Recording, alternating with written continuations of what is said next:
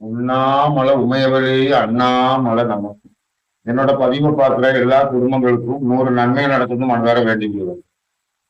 இப்ப 2025 2018ல திருவண்ணாமலையில கார்த்திகை தீபம் ஏத்துற மாதிரி இந்த வெள்ளையங்கிரி மலையில கார்த்திகை தீபம் ஏத்தணும்னு செஞ்சுதான் இந்த தீப கொப்பரை திருவண்ணாமலையில போய் உருவாக்கிட்டு வந்தாப்புல. 2018ல இதே வெள்ளையங்கிரி மலையில தீபம் ஏத்த போறோம், திருவண்ணாமலை கார்த்திகை தீபம் எந்த நேரத்துல ஏத்தப்படுது அப்படின்னு என்ன கேட்டாப்புல. 6/12க்கு திருவண்ணாமலையில கார்த்திகை தீபம் ஏற்றுவாங்க அப்படின்னு சொன்னேன். யார்கிட்ட? இந்த இடத்துல இருந்து இந்த தீபம் ஏத்த தங்கவேல் சாமியிடம் சொன்னேன். அப்ப நான் திருவண்ணாமலையில இருந்தேன். 6/12க்கு தீபம் ஏற்றப்படும் திருவண்ணாமலையில அப்படின்னு சொல்லும் போது 6/12க்கு இந்த தீபம் இந்த மலையில ஏற்றப்பட்டது தீபம். ஆனா 2018க்கு அப்புறம் இந்த மலை மேல தீபம் ஏற்றுறதுக்கு அனுமதி கிடையாது. 2019 ஏற்றல, 2020 ஏற்றல, கொரோனா லாக்டவுன் 2021, 22, 23, 24, 25 வரை ஏற்றல. ஆனா இந்த 25ல இந்த கொப்பரை மேல கொண்டு போய் கார்த்திகை தீபம் ஏற்றுறதுக்கு ஹைகோர்ட் உத்தரவு கொடுத்து இந்த மனோமணி அம்மா, இந்த அம்பாள் 2018ல மேல போனது. அப்ப 7 ஆண்டுகளா போகல. ஆனா இந்த வர்ற கார்த்திகை மாதம் இந்த அம்பாள் இந்த தீப ஏத்துற கொப்பரை எல்லாம் மேல போகும். 48 நாள் நந்தா தீபம், அணையாத தீபம் 48 நாள் ஏற்றப்படும். ஆனா இந்த வர்ற 2025ல கார்த்திகை மாதம் மிக பிரதானமான ஒரு மாதம். 7 ஆண்டுகளுக்கு அப்புறம் இந்த மனோமணி, இது மலை மனோமணி, இந்த வருஷம் மலை மேல போகுது. கார்த்திகை மாதம் இந்த கொப்பரை தீபம் ஏற்ற போகுது. ஆனா 2018ல என்ன நடந்தது? குரங்கணி மலையில காட்டு தீ விபத்து, ஒரு 29 பேர் மரணப்பட்டுட்டாங்க. அதனால இந்த தீபம் ஏற்றது வச்சிருந்தெல்லாம் ஒருத்தர் கொண்டு போய் கோர்ட்ல தடை ஆர்டர் வாங்கிட்டாப்புல. தீபம்லாம் ஏற்றக்கூடாது, காடு பத்திக்கிட்டு எரியுது, இப்படி நெருப்பு காரணம் தான் குரங்கணி மலையில 29 உயிர் போச்சு அப்படின்னு சொன்னாங்க. ஆனா அதோட பொருள் 2018ல எனக்கு திருவண்ணாமலை இருக்கும்போது தெரியும், கள்ளிக்காடு பத்தி எரியும். கள்ளிக்காடு பத்தி எரியும்னா இந்த கள்ளிக்காடு யாருக்கு சொந்தம்னு கேட்டீங்கன்னா கண்ணகி தான். இந்த அனைத்து வனமும் கண்ணகிக்கு சொந்தம். ஏன்னா நல்லவர்கள் தீயில சாம்பல் ஆயிட்டாங்க, நல்லவர்கள் எல்லாம் தீயில சாம்பல் ஆயிட்டாங்க, கெட்டவர்கள் எல்லாம் தப்பிச்சிட்டாங்க. ஆனா இந்த கெட்டவர்கள் தப்பிச்சாங்களா, நல்லவர்கள் தப்பிச்சாங்களா? இப்படிங்கிற ஒரு கதை. அன்றைய காலத்துல தீயவன் சாம்பல் ஆக்கிட்டா கண்ணகி, நல்லவர்கள் வனத்துக்கு கொண்டு போனான், வனத்துக்கு நல்லவர்கள் கொண்டு போனான். ஆனா இப்போ எந்த நல்லவர் வனத்தை தேடி போறாங்க? நல்லவர்கள் வனத்தை தேடி போறிய. திருப்பதிக்கு போறவன் எத்தனை பேர் நல்லவன்? திருவண்ணாமலைக்கு போறவன் ஒரு வனத்தை தேடிதான் போறான். திருவண்ணாமலை அது ஒரு மலை. ஆனா எத்தனை பேர்? சபரிமலை ஒரு வனம் தான், அந்த வனத்துல எத்தனை பேர் நல்லவன் போறான்? வெள்ளையங்கிரி மலை ஒரு 4 மாசம் இல்ல ஒரு 3 மாசம் அனுமதி கொடுத்தோட எல்லாரும் ஏறிட்டு போறாங்க. வெள்ளையங்கிரி மலைக்கு போயிட்டு வந்தேன். ஆனா அந்த வனத்துல நல்லவர்கள் சாம்பல் ஆக்கிட்டு தீயவர்களை கண்ணகி கொண்டு போயிருந்தா நீங்க எல்லாம் வனத்துக்கு வரலாம். ஆனா கண்ணகி தீயவர்கள் எல்லாம் அழிச்சிட்டு நல்லவர்கள் எல்லாம் வனத்துக்கு கொண்டு போனாங்க. நல்லவர்கள் வனத்துக்கு கொண்டு போனாங்க. எல்லாரும் மலை மேல ஏறி உயிர் வாழ்ந்துடுங்க, கீழே எல்லா தீயவர்களையும் நான் அழிக்கிறேன் அப்படின்ற மாதிரி. ஆனா அன்னைக்கு கண்ணகி நல்லவர்கள் தான் வனத்துக்கு மேல கொண்டு போனாப்புல, தீயவர்கள் எல்லாம் சாம்பல் ஆக்கிட்டு. ஆனா இப்ப என்ன ஆகுதுன்னா தீயவர்கள் எல்லாம் வனத்துக்கு வர்றாங்க, நல்லவர்கள் தான் பூலோகத்தில் சாம்பல் ஆக்குறாங்க. 2018ல 29 உயிர் போச்சு. குரங்கணி மலை, அதாவது கொழுப்பு மலை, குரங்கணி மலை 29 உயிர் போச்சு. அதனால இந்த தீப யாத்திரை தடைப்பட்டு. இதுல இன்னொரு தடை ஆர்டர் வாங்கிட்டாப்புல, தீபம்லாம் ஏற்றக்கூடாது, வனத்துக்கு ஆபத்து, பூமிக்கு தான் ஆபத்து. தீயவர்கள் சாம்பல் ஆடுவாங்க, நல்லவர்கள் வனத்துக்கு கொண்டு போய் காப்பாற்றப்படும். அது அன்றைய காலத்து. ஆனா இன்னைக்கு பூலோகத்துல இருக்கிறவங்க எல்லாம் சாம்பல் ஆகுறான், கெட்டவன் பூரா வனத்துக்கு வரான். கெட்டவன் சொன்னா என்ன தெரியுதா? மனோன்மணி, இந்த அம்பாள் பேரு மனோன்மணி, வெள்ளையங்கிரி மனோன்மணி. இந்த வெள்ளையங்கிரி மனோன்மணிக்கும் அந்த வெள்ளையங்கிரி ஆண்டவருக்கு என்ன பந்தம்? உடனே சொல்லுவான் கணவன் மனைவி. இதுல என்ன சந்தேகம்? மனோன்மணிக்கு புருஷன் தானே வெள்ளையங்கிரி ஆண்டவர். ஆண்டவர் ஆவணத்துக்கு காவச்சா கண்டவர், வெள்ளையங்கிரி கண்டவர். எத்தனை பேர் கண்டிருக்கீங்க? எத்தனை பேருக்கு தெரியும்? மலை வெள்ள விநாயகர், 7வது கிரிமலை வெள்ள விநாயகி, கிரி நாயகி, விநாயகி.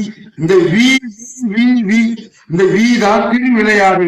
அப்ப திருவிளையாடு சொக்கனோட திருவிளையாடு மதுரையில நடந்தது. அப்போ இந்த வீங்கிற எழுத்துதான், இந்த வீல தான் திருவிளையாடல். இந்த வீய வச்சுதான் உலகமே விளையாடுது. நீ விநாயகர் சதுர்த்தி விநாயகர் சதுர்த்தின்னு நீ விநாயகர் கும்பிடுவன் தெரிஞ்சுதான் உனக்கு அதுல ஒரு சூட்சமா வச்சிருக்கு. இந்த பாரத பூமியில விநாயகர் சதுர்த்தி கொண்டாடுறீங்களப்பா, ஒரு முழு தந்தம் ஒரு பாதி தந்தம், அந்த தந்தத்தை உடச்சுட்டு அவர் பாரதம் எழுதினாரு. இந்த கதை கேள்விப்பட்டிருக்கல. அப்போ தங்கம் உள்ள ஆணை தாய், குட்டிய பெற்றெடுக்கிற ஆணை தந்தை. அதாவது தாயின் சிறந்த கோவிலும் இல்லை, தந்தை சொல்லிக்க மந்திரம் இல்லை. இது எத்தனை பேருக்கு தெரியும்? உடனே ஆணுறுப்பு பெண்ணுறுப்புக்கு வந்துருவேன். அதுக்குதான் பார்வதி தேவி ஒரு சிவலிங்கத்தை கையில் ஏந்தினார். அந்த சிவலிங்கம் என்னையா? சக்தி தோற்றி வைத்த குழந்தை சிவலிங்கம். சக்தியும் அறிவும் ஒரு அவதாரம். ஆனா நீ என்ன சொல்லுவ? அறிவும் சிவனும் ஒரு அவதாரம், சக்தியும் அறிவும் ஒரு அவதாரம். சக்தியே முக்தி, முக்தியே சக்தி. ஆனா நீ என்ன? முக்தி சிவனோட இருக்கு. சிவன் என்றாலே விநாயகன், சரஸ்வதி. இது உனக்கு தெரியாது. ஏன்னா சரஸ்வதி பக்கம் பிரம்மா இருந்துன்னா ஒரு 4 தலைமுறை அவர் தாங்க பிரம்மா, இவரு விநாயகருங்க. இது உனக்கு தெரிஞ்ச பாடம். பல ஏற்றெல்லாம் வர்றோம்னா இந்த அறம்பாடி சித்தர் பாடல்களை விளக்கத்தை சொல்லிட்டு நிறைய அறம்பாடி சித்தர் பாடல் ஒரு அழிவில்லாத ஆட்சியாளன் வந்து அல்லாடி புடுங்கிடுவான், நிலத்தை புடுங்கிடுவான்.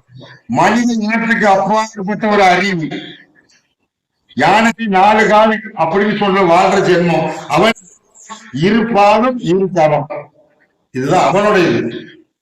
புரியுதோ? குட்டிய பெற்றெடுக்கிற ஆன நீ பெண்ணும், அவன் ஆணும்பான். தந்த வச்ச ஆன நீ ஆணுங்க, அவன் பெண்ணும்பான். இதுதான் மனித இனத்துக்கும் அந்த அறம்பாடி சித்தர் தேடிக்கிட்டு இருக்கிறேன் இல்ல. அந்த அறம்பாடி சித்தர்ல மனோன்மணின்னு வருமே. அப்ப இந்த மனோன்மணி பக்கத்துல யார் இருக்கிறா?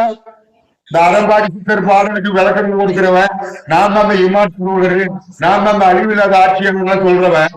மனோன்மணி கிட்ட யார் இருக்கிறா? மனோன்மணி, வெள்ளையங்கிரி மனோன்மணி. இந்த அம்பாள் தான் மலைக்கு மேல போகும்.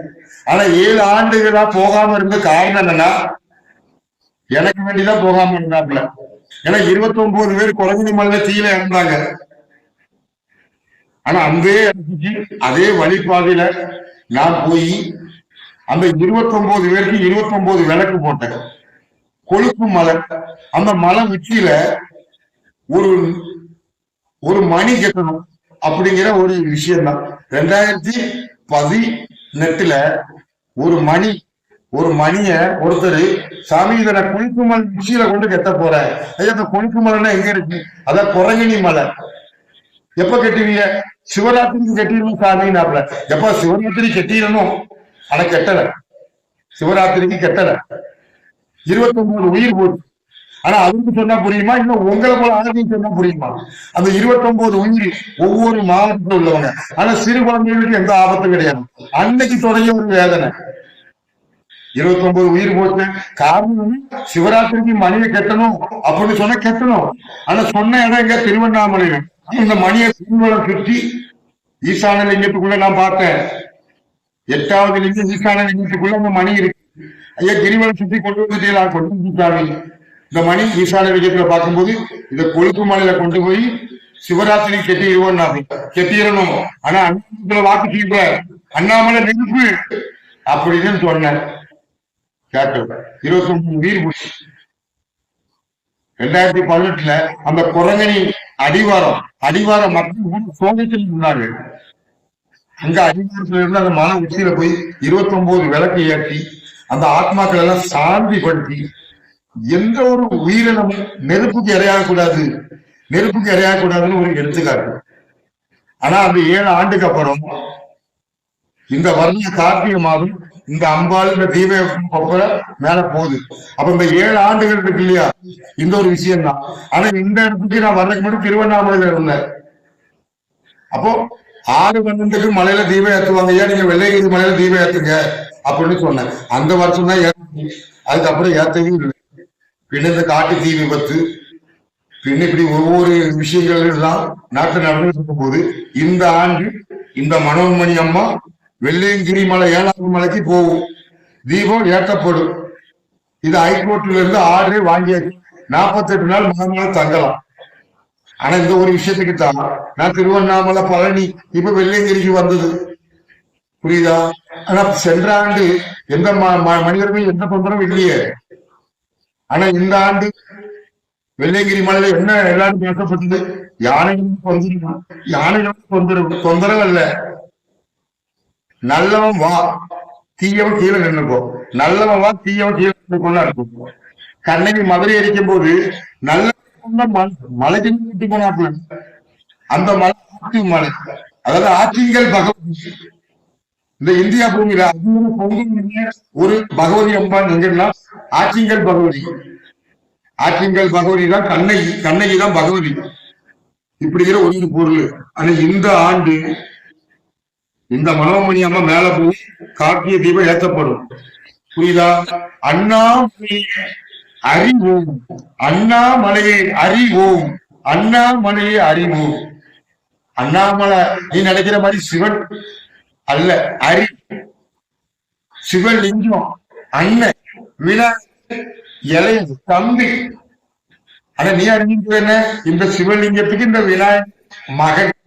ஆனா அவருக்கு வந்து முருகன், அவருக்கு இலையில வந்து ஐயப்பன். எப்பா மீனாட்சி, சொக்கநாதர், கள்ளழகர் 3 சொல்றல, இந்த 3 என்ன பொருள்?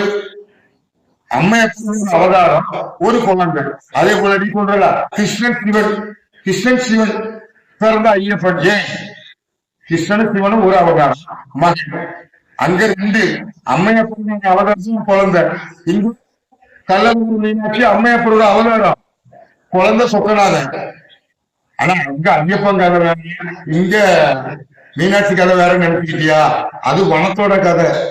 வனத்துல கிருஷ்ணர் வந்து மோகினி அவதாரம் எடுத்தாரு, சிவன் மோகம் கொண்டுட்டாரு, உடனே கையில் பிறந்தாரு ஐயப்பன். அது வனத்துல போட்டுட்டாங்க, ஒரு ராஜா எடுத்து வளர்த்தாங்க. இந்த புராண கதை அல்லாது உன் சுய சிந்தனை என்ன தெரியுமோ தெரியாது.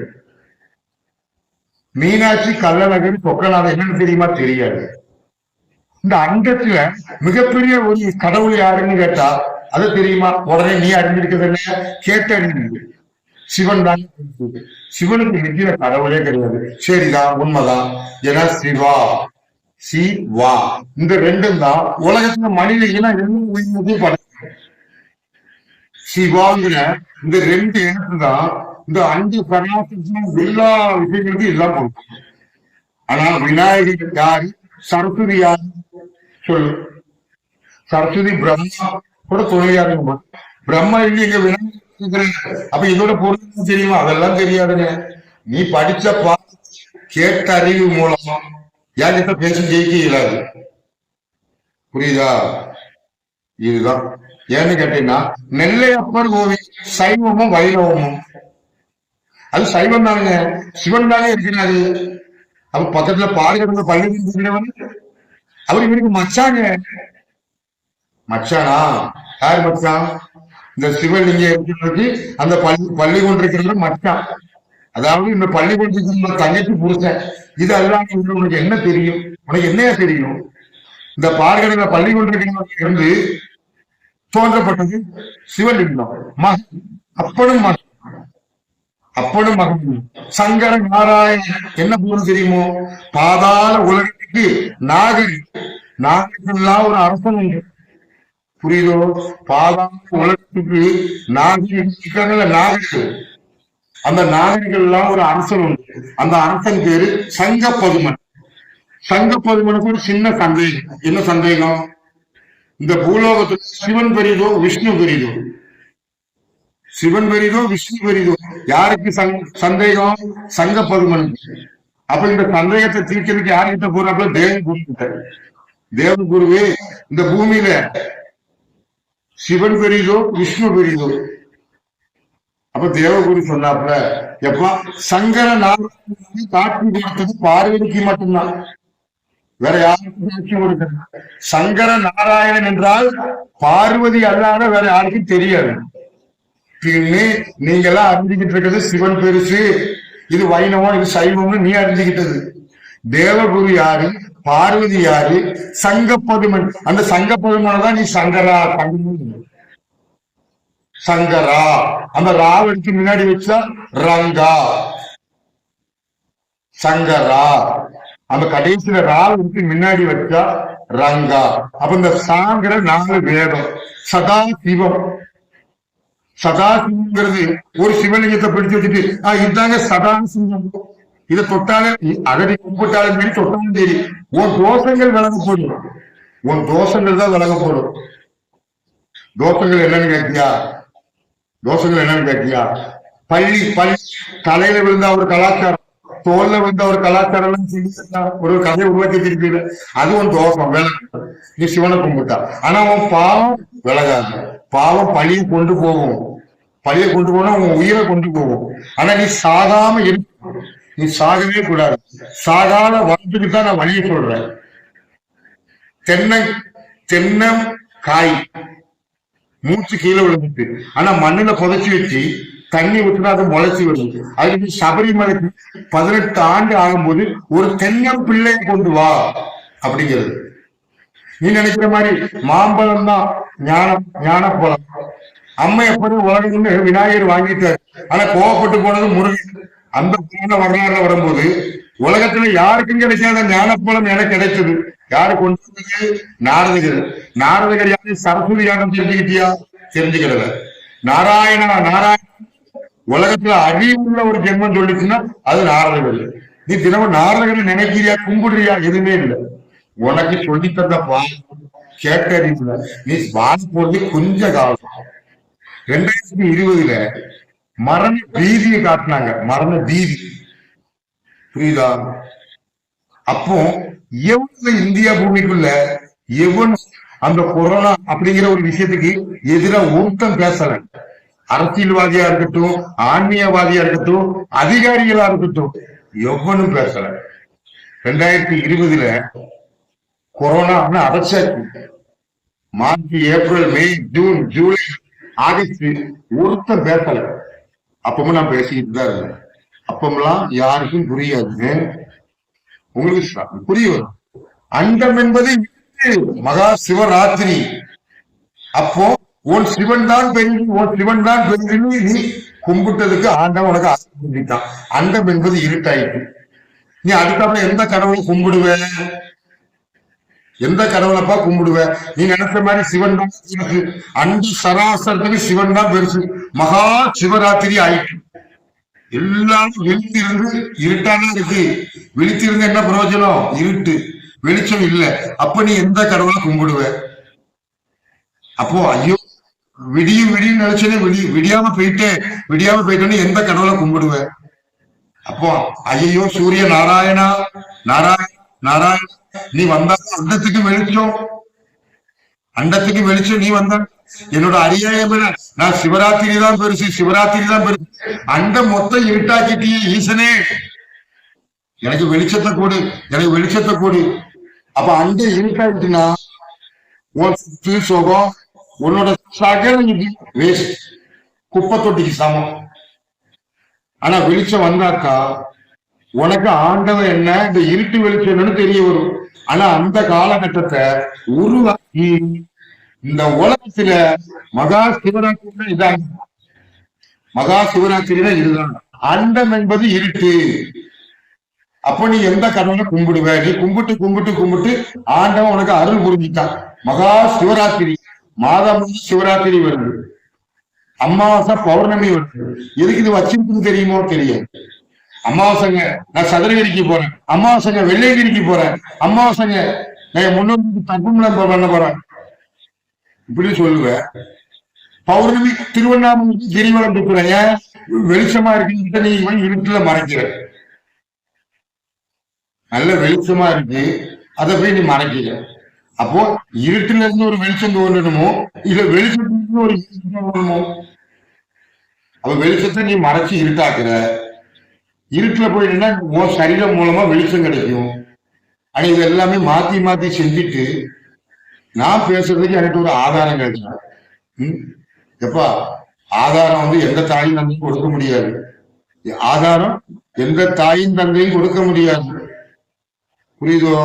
எனக்கு பிறக்க போற குழந்தை ஆணு பெண்ணு, ஆம்பளை பிள்ளைதான் பிறக்கும், ஒட்ட பிள்ளைதான் பிறக்கும்னு ஒரு வார்த்தையில ஒரு முறை ஆயிட்டுன்னா அது நான் கொண்டா படிச்சுட்டீங்க. இந்த வாழ்க்கையில தான் வாழ்றீங்க. ஆண் என்ன பெண் என்ன ரெண்டு ஒரு அவதாரம், பெண்ணிலிருந்து உருவாகிற அவதாரம். புரியுதோ? இடது என்பது தாய், வலது என்பது தந்தை. அதுக்குதான் அம்மை அப்பன் துணை. இந்த அம்மை அப்பரா இருக்கிற கடவுள் யார் இந்த பூலோகத்துல? யாரும் அம்மை அப்பரா சொல்றாங்க? எப்பா தண்டாயுத பாணி என்றால் காசி விஸ்வநாதன், வேலை முடிஞ்சது. ஆனா தண்டாயுத பாணி என்பது பழனியில தான் இருக்கிறாரு, காசியில சிவன் எல்லாம் இருக்கிறாரு. இது நீ அறிஞ்சது. புரியுதோ? சக்தி தோற்றி வைத்த குழந்தை, சக்தி தோற்றி வைத்த குழந்தை மூத்தது, ஆணை முகம் இரண்டாவது. அப்ப மூத்தது என்ன இளையது என்னன்னு தெரியல. அந்த மூத்த கடவுள் ஒரு சிவலிங்கமா இருக்கிறதுக்கு தான் அண்ணாமலை கதை. திருவண்ணாமலை, அண்ணாமலை நினைத்தால் முக்தி. அந்த முக்தி யாரு தரணும்னா சக்தி தான் தரணும். சக்தியே முக்தி, முக்தியே சக்தி. இந்த பாதாள உலகத்துல நாகர்கள் தான் அரசர். அந்த அரசன் சங்கப்பெருமன். அந்த சங்கப்பெருமன் தான் நீ கும்பிடுற. நீ சிவன், ஒரு சிவலிங்கம், இப்படி எல்லாம் கும்பிடுறல்ல. மனித இனத்துக்கு இந்த குண்டலினி சக்திங்கிற ஒரு சர்ப்பம், அந்த சர்ப்பம் சரீரம் மொத்தம் ஒழிச்சு. ஆனா செயல்படுறது இந்த கண்ணு மூலமா தான். பாம்புக்கு என்ன பிரதானம்? கண்ணுதான் பிரதானம். பாம்புக்கு கண்ணுதான் பிரதானம். நாய்க்கு என்ன பிரதானம்? கண்ணுதான் பிரதானம். பன்றிக்கு என்ன பிரதானம்? கண்ணுதான் பிரதானம். புரியுதோ?